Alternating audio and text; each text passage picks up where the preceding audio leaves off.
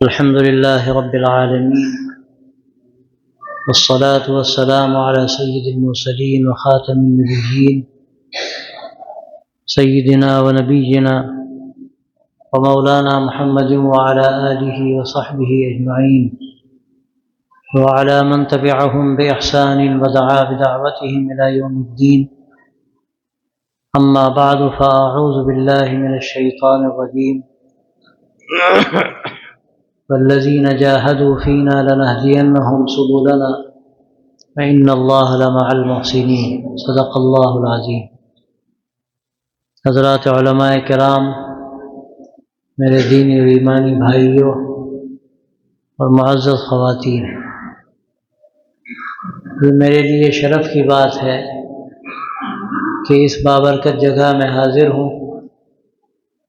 وہ قصبہ جس کی بڑی عظیم خدمات ہیں اور بڑی روشن تاریخ ہے، اس پر کتابیں بھی موجود ہیں، اور اس سے پہلے جو بڑی کتابیں تاریخ پر لکھی گئی ہیں، ان کتابوں میں بھی یہاں کے بڑے علماء کا اور مشائخ کا ذکر ہے.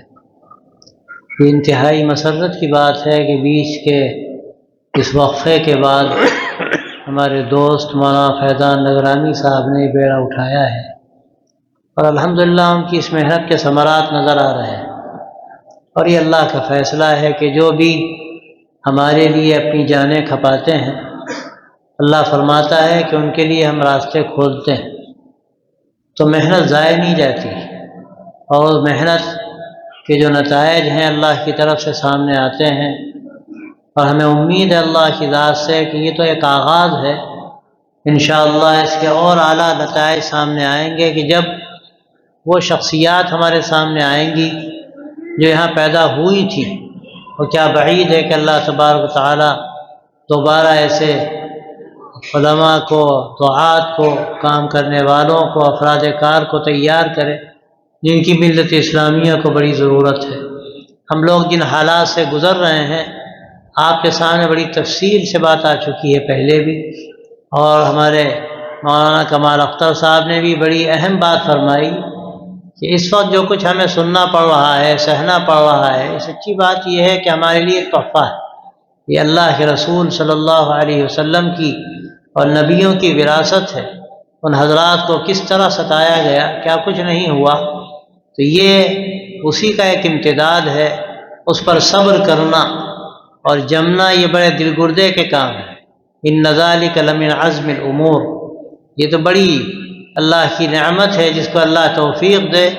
واقعہ یہ ہے کہ صبر و برداشت یہ سب سے بڑی نعمت ہے. حدیث میں آتا بھی ہے ما اعطی احد عطاء خیرا واوسع من الصبر، کہ صبر سے بڑھ کر کسی کو بھی کوئی تحفہ نہیں ملا، اس سے زیادہ وسیع اور اس سے بڑھ کر اس سے بہتر کوئی اللہ کی نعمت نہیں ہے جو کسی کو بھی ملی ہو جو صبر سے زیادہ.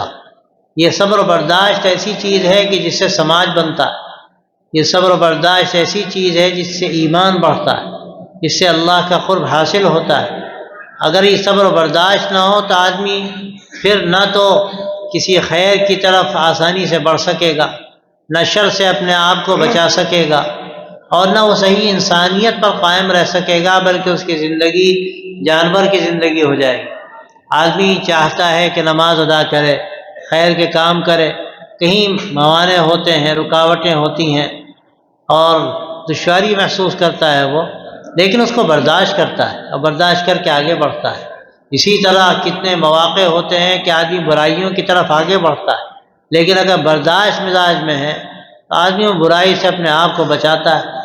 اور کتنے مواقع ہوتے ہیں کہ مزاج کے خلاف نہ جانے کتنے کام ہوتے ہیں کہ آدمی بالکل بے قابو ہونے کا اندیشہ ہوتا ہے اس کے لیے، لیکن اگر صبر ہے مزاج میں تو وہاں وہ بے قابو نہیں ہوتا، اپنے آپ کو شریعت کا پابند بناتا ہے. وہ دوسروں کو تکلیف نہیں دیتا، دوسروں کی تکلیفیں برداشت کرتا ہے. وہی اللہ کے رسول صلی اللہ علیہ وسلم کا مبارک اسوہ ہے کہ جو بھی آپ صلی اللہ علیہ وسلم کو ستانے آیا، پریشان کرنے آیا، آپ کو شہید کرنے کی نیت سے آیا، لیکن آپ نے سب کو معاف فرمایا. اور فتح مکہ اس کی آخری مثال ہے کہ دشمنوں کی کتنی بڑی تعداد سامنے تھی، لیکن آپ صلی اللہ علیہ وسلم نے ایسا جو تم پر کوئی داروگیر نہیں، تم سب کو معاف کیا جاتا ہے۔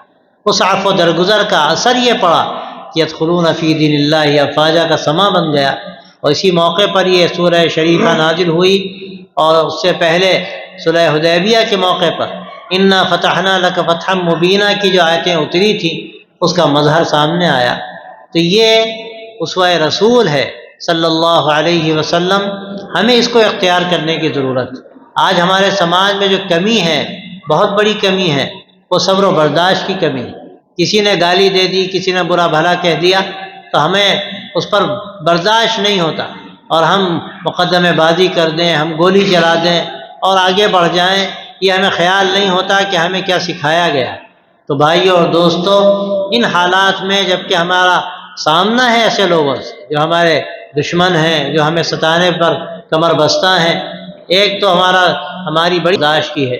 یہ صبر برداشت وہ ہے جس کا اللہ نے حکم دیا ہے کہ تم سنو گے، تمہیں اذیت کی باتیں سننی پڑیں گی ان لوگوں سے جو تمہارے دشمن ہیں، وہ اہل کتاب ہوں یا مشرکین ہوں، لیکن تمہاری کیا ذمہ داری ہے؟ اگر تم صبر کرو تو یہ بڑے دل گردے کی بات ہے۔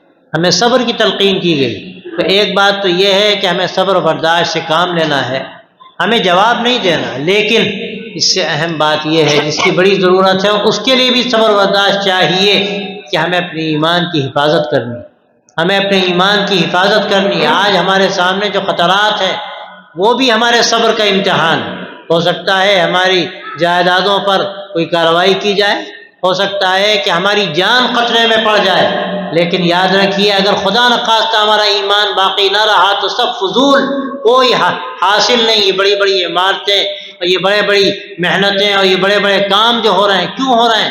ایمان کو بچانے کے لیے ہو رہے ہیں۔ تو یہ جو ہماری ذمہ داری ہے، ایک طرف صبر و برداشت کی ذمہ داری، اس سے بڑھ کر اللہ نے جو ایک امانت ہمارے سپرد کی ہے ایمان کی شکل میں، اس امانت کی حفاظت، اپنی نسلوں تک اس کو منتقل کرنے کی کوششیں، اور حقیقت میں مدرسہ اسی لیے قائم کیا گیا، اور اللہ کا شکر ہے کہ اس کے نتائج بھی ہمارے سامنے آ رہے ہیں۔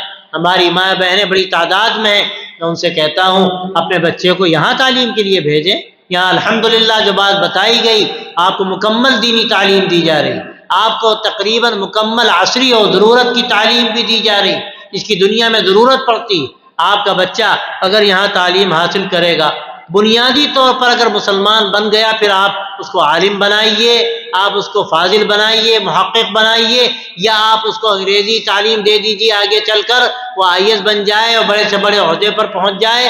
لیکن ایک ایمان والا بندہ جس طرح رہتا ہے، اس کے اندر ایمان راسخ ہو جائے، تو یہ سب سے بڑی کامیابی۔ میں آپ سے یہ بات کہنا چاہتا ہوں، آپ نے بچوں کو 100% یہاں تعلیم دیجیے اور طے کیجیے کہ کوئی بچہ ہمارا ایمانیات سے محروم نہ ہو۔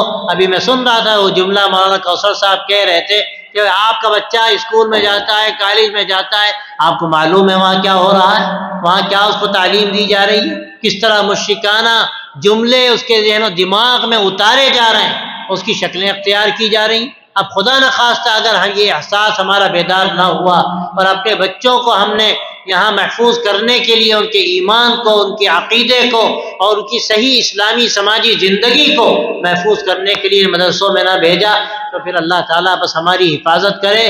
بہت خطرے کی بات ہے کہ یہ بچے مسلمان رہیں گے یا نہیں رہیں گے۔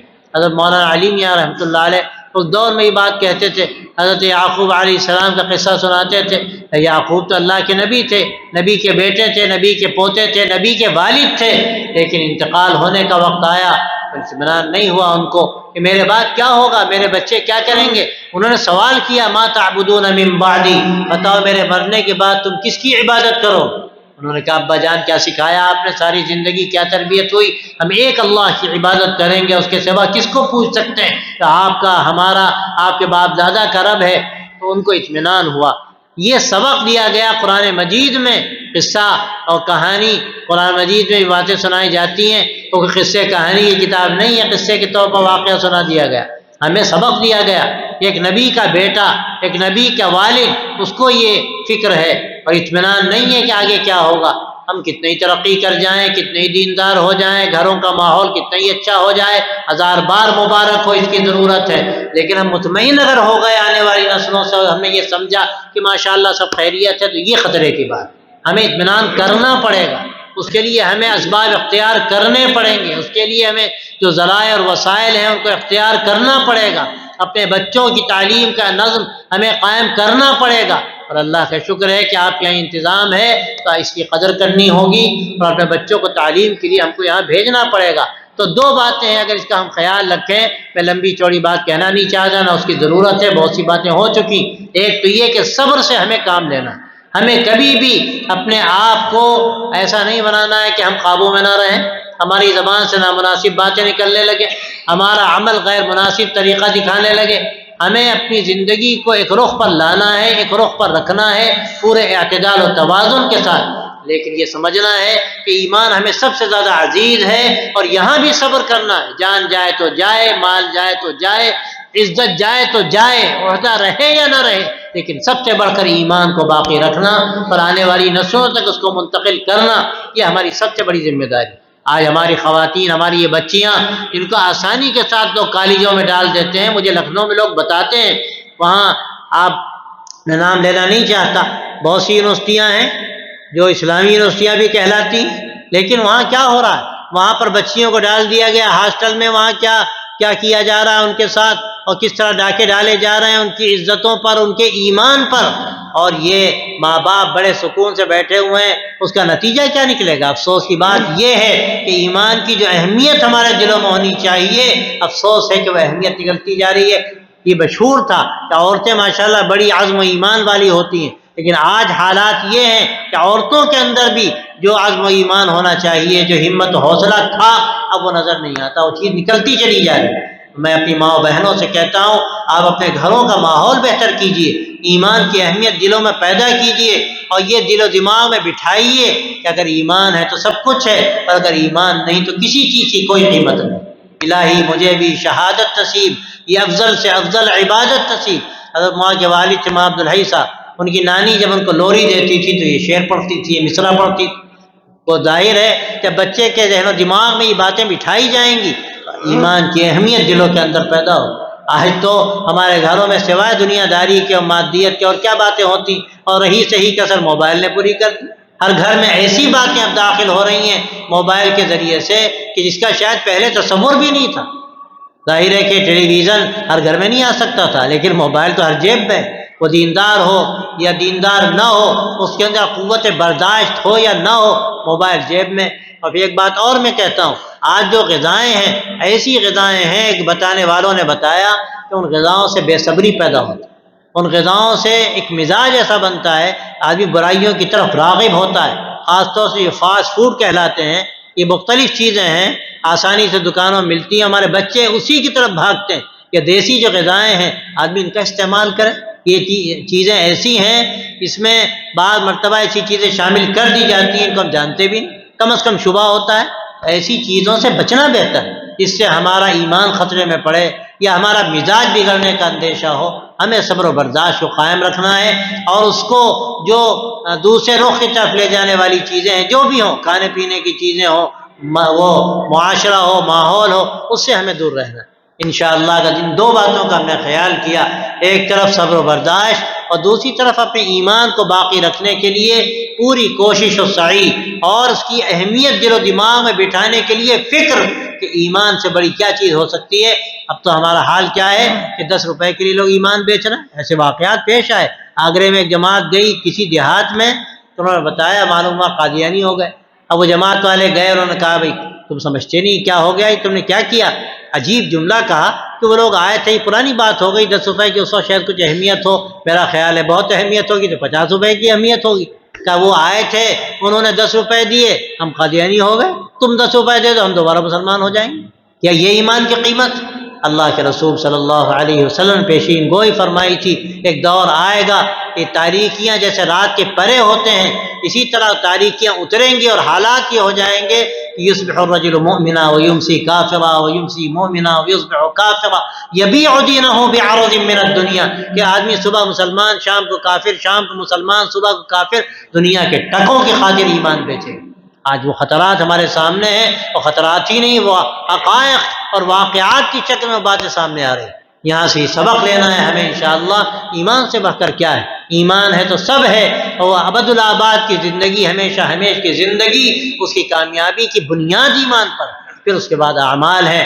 آدمی ایمان کے ساتھ اچھے عمل کرے گا، اللہ دنیا میں بھی اس کو پاکیزہ زندگی اور حیات طیبہ، خوشگوار زندگی عطا کرے گا، اور مرنے کے بعد یہی کامیابی کا راستہ ہے۔ بس میں یہی دو باتیں آپ سے عرض کرتا ہوں اور رخصت ہوتا ہوں۔ اللہ تعالی ہم سب کو توفیق دے کہ اللہ قوت برداشت بھی ہمیں عطا کرے، صبر کی طاقت بھی ہمیں عطا کرے، سخت سے سخت حالات میں ان سے مقابلہ کرنے کی صلاحیت اللہ ہم کو عطا فرمائے کہ ہم پوری طرح برداشت بھی کریں، کوئی نامناسب بات ہماری زبان سے نہ نکلے اور کوئی نامناسب عمل ہمارے اعضاء و جوارح سے صادر نہ ہو، اور پھر اس کے ساتھ ایمان کی اہمیت دلوں میں اس کو بٹھانا، اور سب سے بڑھ کر اس کی اہمیت دماغوں میں پیدا کرنا، اس کو اہمیت دینا، یہ ہمارے لیے ضروری ہے کہ ساری دنیا قربان کر دی جائے، عزتیں قربان کر دی جائیں، کچھ رہے یا نہ رہے، ایمان ہمارا رہ جائے۔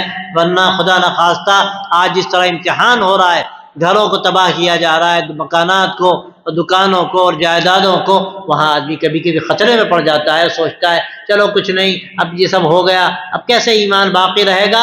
ایمان تو ایسی چیز ہے کہ وہی رہے گا، ہم رہیں نہ رہیں، لیکن ایمان انشاءاللہ رہے گا۔